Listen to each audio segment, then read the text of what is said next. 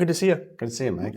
No, I mean, it's the first time we're really doing this professionally. You're Yeah. just sitting around a couch talking. Yeah, nice to see you up from Florida. Of course, yeah, good to be back. Obviously, look, I mean, with how we are in terms of just casually chatting about stuff, you and I have had so many conversations over the years about sales, about business, about starting our businesses and stuff like that. So why don't we just start there? I mean, we can get into the Royal Oak and Birmingham stories. That might be more entertaining than business. But tell us about just starting Greenside, and it's been a crazy journey for you. You know, obviously starting your own company, and I can speak to it as well, is there's a lot that goes on, you know. So walk us through just that process and how it's been so far. Yeah, absolutely.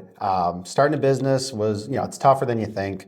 I've been in mortgages for about a decade now.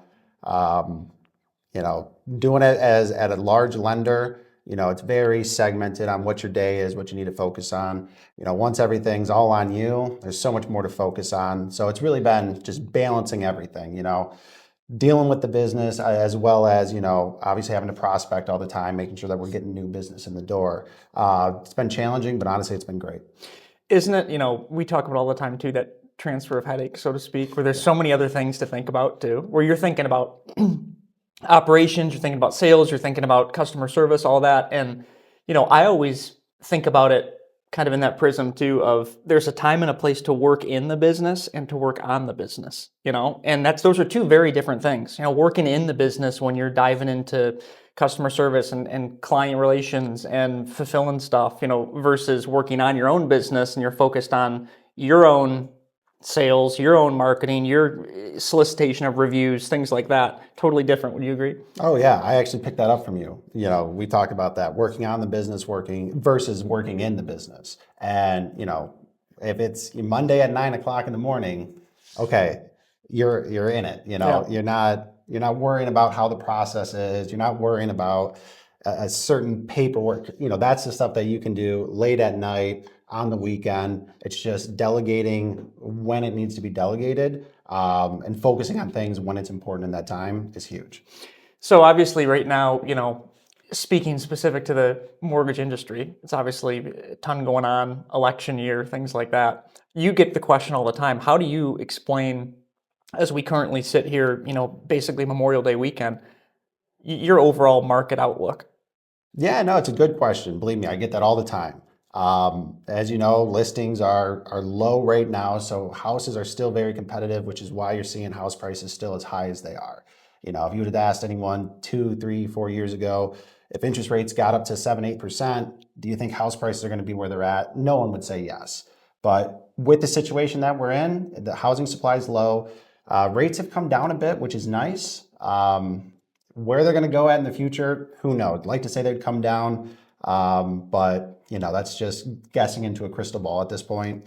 Main things I focus on when talking interest rates and clients is making sure when they purchase the home that it's a good, comfortable money outlay. The payment is comfortable. Can't guarantee a refinance down the road. Sure, we think it's coming, but make sure you're comfortable here. So if you have to stay with this payment for at least 2, 3, 4 years, you're still fine and you're not banking on the refinance. What do you think when people say, and we've talked about this over the years, time in the market versus timing the market with rates, with, obviously we can crunch numbers all the time and talk about if you would have got locked in at people sitting out here in Metro Detroit, right, that locked in years ago at a 3.2% rate or whatever, that are still having that versus what it could be now. But well, yeah, no, like you're saying, I mean, when I got out of college, I could have bought a home in Royal Oak, probably a pretty nice home for $170,000, maybe $200,000. Maybe I'm buying a lot of land for that right now. Yeah. So yeah, time in the market, that's so much more important than timing the market.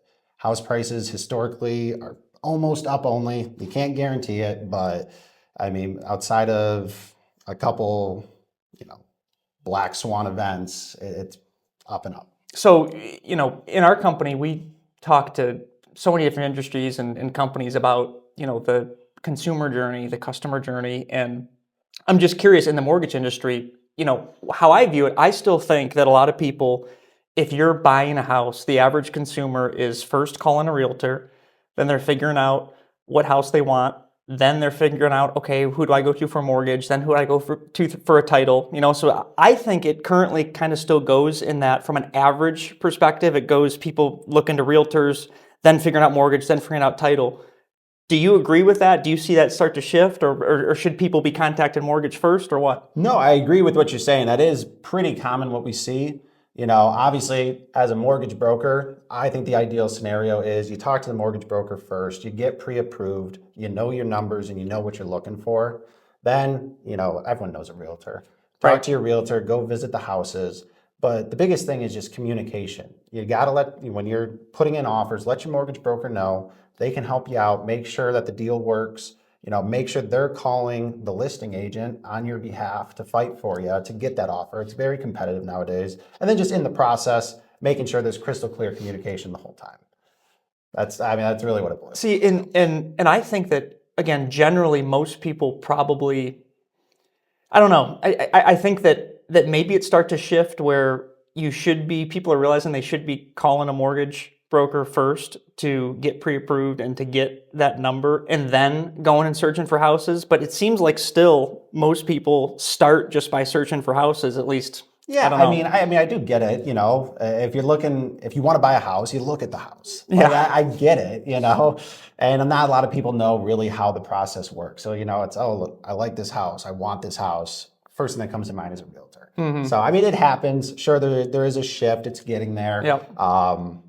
But yeah, I totally get it. I find myself on Zillow looking all the time. Yeah. Do you get like certain most common questions asked over the years? Like, is there one or two questions that you have working in mortgage where, hey, I find myself or clients are asking me this question all the time? Obviously, where are interest rates going? We've already touched on that. Yep. It's tough to say. That's a big one. Outside of that, one that we really do see a lot is just in general, just when talking about mortgages. Run it back. Say the question. Just, those frequently asked questions with mortgages. I feel like there's probably a lot of questions about rates. There's probably a lot of questions about, hey, I'm a first-time home buyer. What do I do? There's probably a lot of questions about, just when is the perfect time? Oh, yeah. No, so honestly, we get questions all the time about where rates are going. Obviously, we don't know where that's going. Like we've talked about, I don't have a crystal ball. But really it's, hey, I'm trying to buy my first home. How much money do I need to save up? What needs to be the down payment there? Really what we see is a lot of times there's a ton of different programs where you can bring very little to close, 0, 3.5%, 5% to close. There's other things you have to budget for, closing costs, escrow for taxes. So, outside of that, maybe allocate estimate 2 to 5%. But yeah, that's very common. It's tough to, as prices go up, interest rates go up, people feel like they're getting, knocked out of the market, but there's a lot of different programs. How do you balance, just the overall customer journey where it's such a competitive landscape? And of course, you want to make sure that every single customer that you have has a quick process, a seamless process, and I'm sure that's a big priority just to focus on their whole experience. Oh, for sure. As a broker, we definitely have a lot of programs and different lenders we can work with. But that's true with me as a broker versus another guy as a broker. What we really focus on is standing behind our pre-approvals, getting everything we can up front, and making sure that we're going to get that deal closed. And then just crystal clear communication. We want to make sure we're on top of everything. We want to get clear to close as soon as possible, just to make sure there's no hiccups and get the client the house. Now, what about if we're going to talk about leads? Obviously, getting inbound leads and so many different sources you can get those from, so many different quality of leads that you can have as well. Obviously, you probably agree with me that the number one, the best lead is always going to be a personal referral. It's the warmest, et cetera. But what do you guys do in terms of managing your leads and trying to just continue to find different silos or different funnels to get leads? Yeah, no, that's a great question. That's something that we're honestly tweaking all the time. Like you said, personal referrals are the best. That truly is, when you can take care of a good friend, family, or a friend or family member of theirs, that's the best. Outside of that, though, it's, networking with realtors.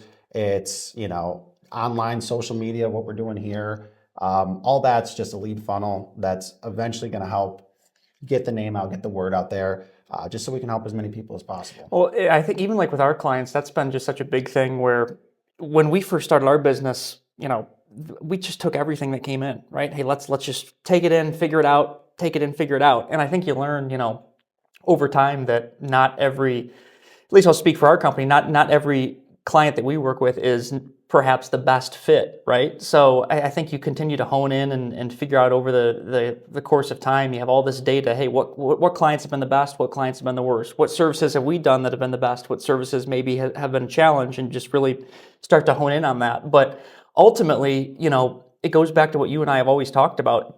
True sales and just being genuine and talking to people. If I can help, great. If I can't help, great. Just be honest about it and try to genuinely help somebody out and don't sell just to sell, I guess. No, I totally agree. I mean, we've had multiple scenarios. If we're not the right fit, we can refer it out. Yeah. I totally agree with what you're saying. Know what you're good at. Make sure you can deliver on what you're saying, and that's the way to do it. Don't try to overpromise, and once you start under-delivering, then that's when you have the issues. Well, I guess last thing, just in wrapping up and talking about all this, I mean, you guys, since you've started the past couple of years and with where things are going, how do you continue to envision the next several years going and your guys' blueprint and game plan in terms of just trying to keep growing?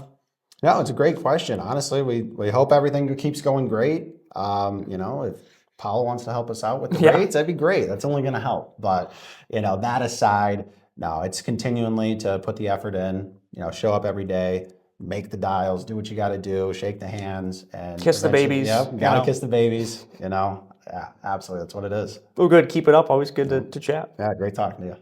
Mike, I know you guys just celebrated your 5-year business anniversary, so I wanted to congratulate you. Thank you. That's been awesome. Yeah, no, it's awesome. You guys are crushing it. But on that, I mean, what is your guys' main takeaways? What is your main focus when dealing with clients to make sure that you have a happy client?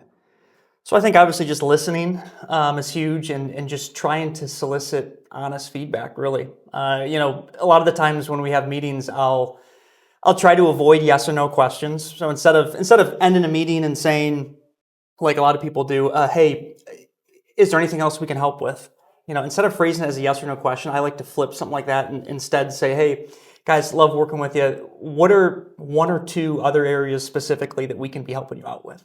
And if you can just kind of get away from asking yes or no questions and asking more open-ended questions, I think it's great to just solicit that honest feedback and get true direction on making sure clients are happy. No, I think that's great. And honestly, one thing I've always wanted to say, you're one of the best networkers I know. What are tips for everyone watching out there? Your check's in the mail for that. Yeah, yep, absolutely. What are your tips for everyone watching on what you can do to be the best networker you can? So I love networking. I mean, it's just getting to know people. I think that just that overarching point is to be curious, right? And just to, I heard one time somebody say, I forget who said it, but it was flirt with the world mindset. And I've really, it hit home and I really feel like I've done that and I try to do that, whether it's a guy or a girl, whether it's a CEO of a company or the janitor that you walk by. Just take a genuine interest in just talking to people and just getting to know people. And that's, I think, where it all starts with networking. We can talk for days about the importance of following up and sending notes and touch points and things like that. But ultimately,